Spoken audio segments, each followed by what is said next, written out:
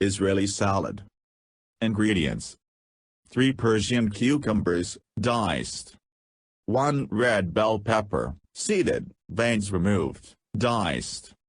10 grape tomatoes, quartered, or 1 beefsteak tomato, diced. Half red onion, diced. 1 tablespoon fresh lemon juice. 1 tablespoon olive oil.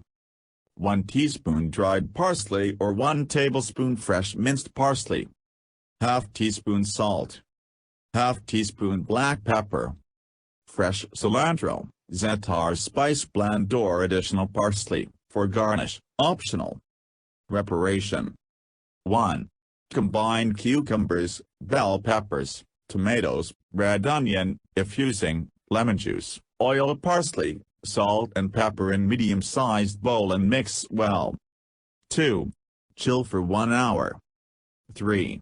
Just before serving, garnish salad with fresh cilantro or parsley, if desired.